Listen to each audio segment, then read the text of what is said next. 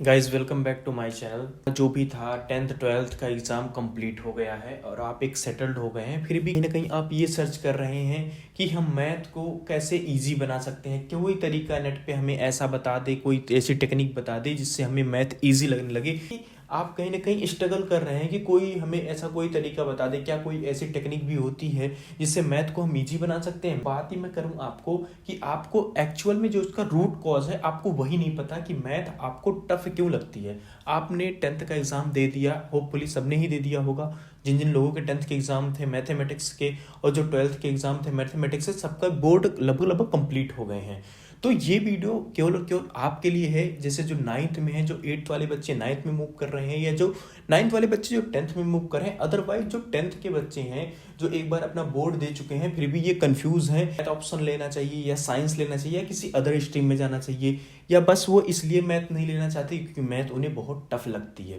तो देखिए, जहाँ तक मेरा मानना है, मैथ टफ बिल्कुल नहीं होती है।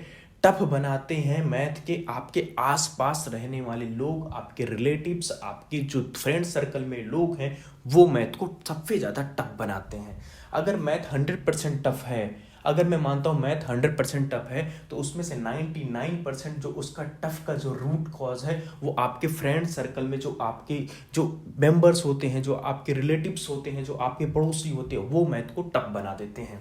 यूट्यूब पे पहली बार ऐसा हो रहा है जो मैथ में आपको 5 ऐसे टिप्स देने वाला हूँ, प्रो टिप्स देने वाला हूँ, जिसका मात्र 1 महीने यूज करके आप मैथ को एकदम बिगिनर लेवल से एकदम एडवांस लेवल तक ले जा सकते हैं। जैसे 5 ऐसे टिप्स बताने वाला हूं जिसका यूज करके डेफिनेटली 110% आप मैथ में अपना इंटरेस्ट जगा सकते हो, मैथ में अपना इंटरेस्ट बिल्ड कर सकते हो। इन्हीं 5 टिप्स का यूज करके मैं मैथ्स में जो भी थोड़ा बहुत अपने आप को मानता हूं कि हाँ थोड़ा बहुत इंटरेस्ट मेरा जगा है, इन्हीं टिप्स की वजह से जगह है। तो टिप्स को बहुत डिटेल में हम यहाँ पे समझेंगे। वीडियो थोड़ा सा लंबी हो सकती है। सबसे पहला पॉइंट आप ही के लिए भैया, लिमिटेड रिसोर्स रखो। ऐसा नहीं है कि आपके पास यहाँ से भी पढ़ रहे हो, वहां से भी पढ़ रहे हो, ये भी मटेरियल ले लो, वो भी बुक्स ले लो, ये भी बुक्स ले लो, ऐसा कुछ नहीं करना है। सबसे पहले आपको काम क्या करना है, कम से कम रिसोर्सेस आपको रखनी है। सिंपल सी बात है, जितना रिसोर्सेज कम रहेंगे उतना आप एकदम सर्टेन एक टास्क को परफॉर्म करोगे। अब आप कंसंट्रेट होके उसे एग्जीक्यूट करोगे। अपना रिसोर्स आपको रखना है। सेकंड जो पॉइंट है, मोस्ट ऑफ द स्टूडेंट इसमें गलती कर देते हैं। लिमिटेड रिसोर्स तो रख लेते हैं, लेकिन जो सेकंड पॉइंट है, मल्टीपल टाइम्स रिवीजन्स नहीं करते। जैसे आपने एक टारगेट बनाया कि एक दिन में मुझे 1 घंटे पढ़ने हैं, 2 घंटे पढ़ने हैं, जो भी आपने एक टारगेट सेट किया। अब आप 2 घंटे तो पढ़ लिए, 2 घंटे तो आपने पढ़ लिया। आपने टाइम टेबल मान लो ऐसा बनाया कि सैटरडे को आपने जो वीक में रिवीजन किया, वीक में जो भी आपने एनालिसिस किया है उसको रिवीजन करेंगे। तो आपको सैटरडे को रिवीजन करना ही करना है, ये मस्ट है। आप ऐसी हैबिट लाओ। अब बात करते हैं हैबिट कैसे बनेगी। भैया मुझे मैथ पढ़ने का इंटरेस्ट ही नहीं हो रहा है, फिर मैं मैथ में हैबिट कैसे लाऊं और रिवीजन कैसे लाऊं, इस पे भी बात करने वाले। वो पॉइंट नंबर क्या है, 3 पे बात करेंगे। अब तीसरे पॉइंट की बात कर रहे हैं जो कि बहुत ही ज्यादा इंपॉर्टेंट है। कह रहा है analysis of your question. Math में आपको इंटरेस्ट ही नहीं है तो एनालिसिस कैसे करने जाओगे। भैया एनालिसिस कैसे करोगे मैं बताता हूँ। जब भी मुझे भी मैथ नहीं आती थी, स्टार्टिंग मैंने कहाँ से किया था, मैथ के आपको जो भी आपके पास मटेरियल, माना कि आपके स्कूल कॉलेज में एक मैथ की बुक लगी हुई है, उस मैथ की जो बुक है, आपको मैथ बिल्कुल नहीं आती है बट उसके एग्जाम्पल्स तो होंगे, उसमें एग्जाम्पल्स में पूरा सोल्यूशन होता है। तो भैया आप क्या करो, इंटरेस्ट जगाने की बात मैं यहाँ पे कर रहा हूँ। भैया ये आपको यूट्यूब पे कोई कभी नहीं बताएगा कि भैया करना कैसे है। तो आप क्या करो, जो भी एग्जाम्पल्स दिए हैं उन एग्जाम्पल्स को पकड़ो, एक एक एग्जाम्पल्स को पढ़ो, लाइन बाय लाइन उसको सॉल्व करो। अब आप कहोगे भैया एग्जाम्पल्स भी हमसे सॉल्व नहीं होते। अरे भैया कौन कह रहा है सॉल्व करना है तुम्हें, लाइन बाय लाइन उस बुक में देखो कि भैया ये सॉल्व कैसे हुआ है, लाइन बाय लाइन उसे देखो और उसे लाइन बाय लाइन सॉल्व करो। एक बार आपने देख के सॉल्व किया, अगली बार उसी को तुरंत ये ट्राई करो कि भैया लाइन नंबर 3 तक तो मैं ऐसे पकड़ पा रहा हूँ कि लाइन नंबर 4 तक या 5 तक मैं उसे सॉल्व कर ले रहा हूँ, क्या मैं एक ही बार में पूरे क्वेश्चन को सॉल्व कर सकता हूँ। एक बार आप इसे ट्राई करके देखिए, एक बार ट्राई कीजिए, 2 बार ट्राई कीजिए, 3 बार ट्राई कीजिए। एक बार टाइम ऐसा आ जाएगा पूरे क्वेश्चन को आप बिना देखे सॉल्व करने लगोगे, बस वहीं से आपका इंटरेस्ट बिल्ड होना स्टार्ट हो जाएगा। तो आपको करना क्या है, जो भी आपने गलत क्वेश्चन किया, जो भी आपने सही क्वेश्चन किया, उसका प्रॉपर एनालिसिस करना है। जैसे आपने एग्जाम्पल तो सॉल्व किए, बट आप एग्जाम्पल में आप 4th लाइन 5th लाइन तक पहुंचे, उसके बाद आपने बाय मिस्टेक उसे रॉन्ग कर दिया, तो आपको उसको एनालिसिस करना। अच्छा भैया मैं 3री लाइन तक पहुंचा, अच्छा 4थी लाइन कनेक्ट कैसे हो रही है, आपको उसमें सोचना है कि ये 4थी लाइन कनेक्ट कैसे हुई, या 4th लाइन या 5th लाइन, जो भी उसमें ओवरलैप हो रहे हैं, जो भी तरीका लग रहा है, वो आपको माइंड में थोड़ा सा एक बार थोड़ा R&D करनी है। भैया कैसे हो रहा है, अच्छा ये लाइन तक पहुंचे, अच्छा हम इस लाइन को कैसे कैसे इसे लर्न कर सकते हैं, ये पॉइंट आपको ध्यान रखना है। मूव करते हैं आपके आज के 4th पॉइंट की तरफ। 4th पॉइंट हमारा क्या है, बुक का बैकअप रखना। अब ये पॉइंट जो है, अभी आप इससे रिलेट करने लगोगे लिमिटेड, अभी मैंने बोला आपको लिमिटेड रिसोर्स रखने हैं, अभी मैं कह रहा हूँ बुक का बैकअप रखना। अरे भैया वो बात अलग थी, ये बात अलग है, मैं कैसे अलग है ये समझा रहा हूँ। बुक का बैकअप रखना ये सबसे बेस्ट पॉइंट होता है। बुक का बैकअप, मेरे साथ क्या हुआ था, मैं जो भी पुरानी बुक्स थी उसको अपने पास रख लिया। जैसे आपके घर में भी आपके जो ब्रदर्स होंगे, सिस्टर्स होंगे, जो भाई बहन होंगे, उनके पास आपकी बुकें, उनकी बुकें पड़ी होंगी, तो आप उनको रख लो। जैसे मान लो आप एक चैप्टर, कोई भी एक सिंपल सा एग्जांपल ले लेते हैं, प्रोबेबिलिटी का चैप्टर आपने उठा लिया। अब प्रोबेबिलिटी के चैप्टर में आपने लाइन बाय लाइन एग्जीक्यूशन करना स्टार्ट किया, 2-3 क्वेश्चन सॉल्व किए एग्जांपल के। अब आप ये चाह रहे हो ना कि भैया पर्टिकुलर एक टाइप का क्वेश्चन हमारा मान लो सॉल्व किया हमने, और इसी टाइप के क्वेश्चन मुझे और चाहिए, तो आपके एक बुक में तो पॉसिबल है नहीं ज़्यादा एग्जाम्पल्स हो, तो आप उस रीजन से मल्टीपल बुक का जो एग्जाम्पल होगा सेम टाइप के क्वेश्चन आप सॉल्व कीजिए।